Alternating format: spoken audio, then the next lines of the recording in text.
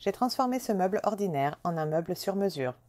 La première étape a été de mesurer la largeur de l'ouverture de la porte de mon meuble avec les glissières en place. J'ai coupé le 1 par 8 aux dimensions nécessaires pour mon meuble. J'ai assemblé les éléments en forme de boîte avec quelques équerres. C'était rapide et facile.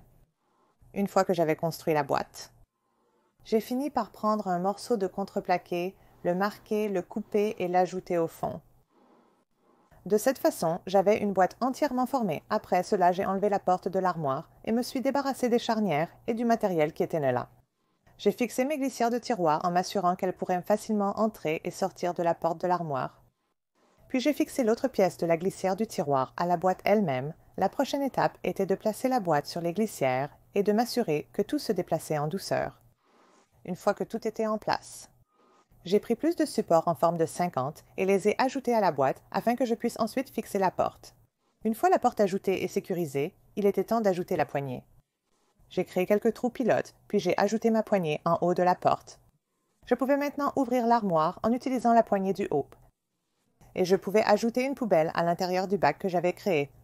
Ainsi, j'ai pris une armoire et l'ai modifiée pour en faire un bac à déchets coulissant. J'adore la facilité et le faible coût pour personnaliser cette armoire et améliorer grandement sa fonctionnalité. J'ai une horreur devant ma maison, et c'est ma poubelle. J'ai une idée peu coûteuse, et elle utilise des palettes. Ce que je vais faire, c'est les mettre au carré, et je veux m'assurer qu'elles sont juste assez larges pour que la poubelle puisse entrer et sortir sans frotter. Une fois que je l'ai mise au carré et que les côtés tiennent assez bien, la prochaine étape est que je dois couper des rampes. En fait, celles-ci peuvent être faites de 2 par 3 ou de 2 par 4. Une fois qu'ils sont coupés, je vais mesurer environ 7 pouces et demi en bas du haut. Cela va me donner de bons repères que je dois mettre de chaque côté des palettes. Il ne faut pas beaucoup de vis car il n'y aura pas beaucoup de poids dessus. Ensuite, je vais prendre ma scie réciproque et je vais couper la palette moins désirable qui va aller en haut. Donc tout ce qu'il faut, ce sont 3 bonnes coupes. Une fois que j'ai fait cette coupe, ce que je peux faire, c'est la poncer un peu pour la rendre plus jolie, mais je pense que je vais simplement la glisser directement sur le dessus. Faites attention à cela, car lorsque je le mets en haut, je le fixe simplement avec quelques vis. Avec ça, je veux avancer et découper l'ouverture. J'ai pris quelques vieilles palettes de clôture que j'avais qui étaient en séquoia et je vais aller de l'avant et simplement clouer ces dernières sur le dessus. Je vais aussi le mettre sur le côté. Quelques clous suffisants pour fixer cela en place, car ce n'est pas très lourd. Donc, une fois que j'ai mis cela, je vais aller de l'avant et faire la même chose sur les côtés de cette façon. Cela ressemble plus à un peu de cadre de porte ou quoi que ce soit quand je le mets une fois que tout est assemblé. Alors, je peux glisser ma poubelle dedans maintenant, je veux le décorer. Il y a beaucoup d'options que vous pouvez faire. Vous pouvez mettre des vignes sur le dessus, autour des côtés, accrocher des images ou quoi que ce soit comme ça. Mais je pense que ça a vraiment bien tourné. Élimine cette horreur d'avoir simplement la poubelle à l'avant. J'espère que cela vous a motivé à construire votre propre enceinte à poubelle peu coûteuse.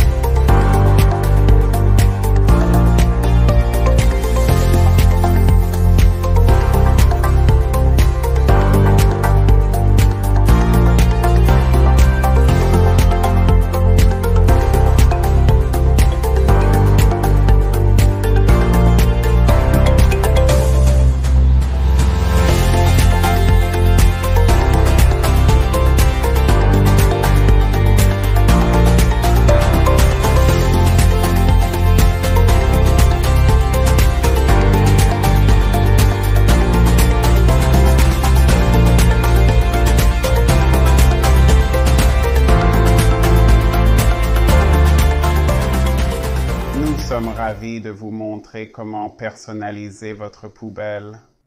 Nous allons utiliser le pochoir Harlequin. Nous allons légèrement tamponner de haut en bas, et cela ne nous dérange pas si ce n'est pas parfait, parce que ce n'est pas le but principal de l'exercice, et ce n'est pas la perfection que je recherche dans l'apparence. Remarquez comment nous n'avons pas à recharger notre pinceau 1000 fois. Donc, une seule touche de peinture a fait un pochoir entier.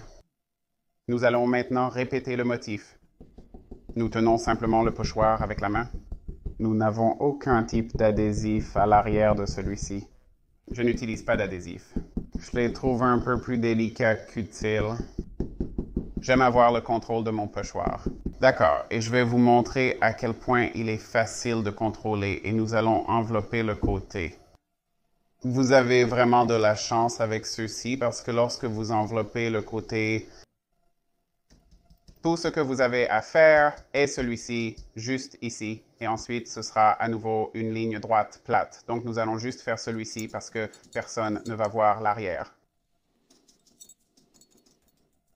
Et nous devons juste envelopper ce coin, puis nous allons devenir ambidextres et utiliser notre autre main, et nous avons terminé notre harlequin.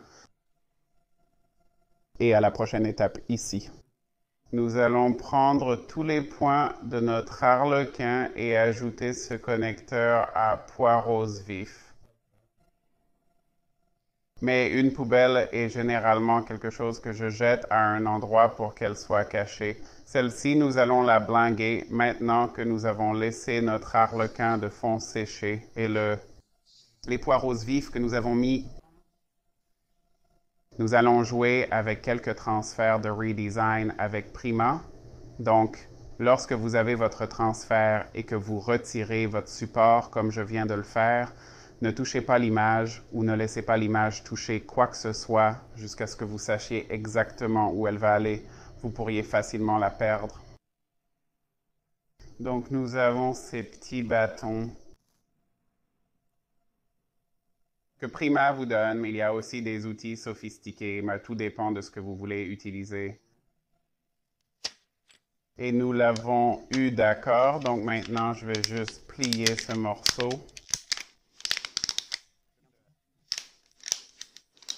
Passer dessus. Ensuite, nous allons utiliser ce grand fleur ici, va être super cool. Donc, nous devons juste voir comment nous voulons réellement que ça se passe. Ouais. Nous allons vouloir chevaucher un peu. Nous allons frotter ce côté. Nous ne faisons pas cela rapidement ou quoi que ce soit. Nous contournons doucement le coin. J'ai fait une petite erreur ici, comme vous pouvez le constater. Les transferts sont parfaits pour corriger les erreurs. Alors n'abandonnez pas simplement parce que vous avez fait une erreur, car même ceux qui font cela depuis 15-20 ans font des erreurs, les gars. Restez simplement patient.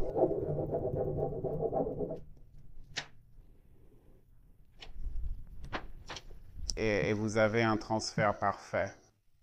Pas de plis, pas de bulles. Et nous pouvons prendre notre morceau que nous avons utilisé sur le côté brillant cireux et faire la même chose encore une fois. Nous travaillons sur nos touches finales, donc nous voulons faire un peu de redesign avec Prima. Sur le haut aussi.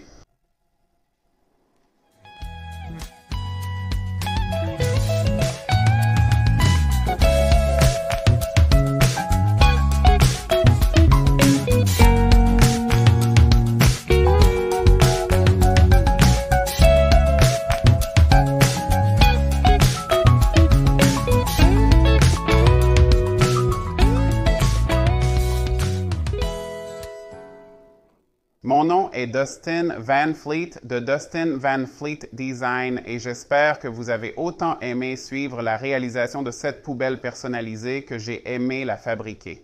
Je vous retrouve de l'autre côté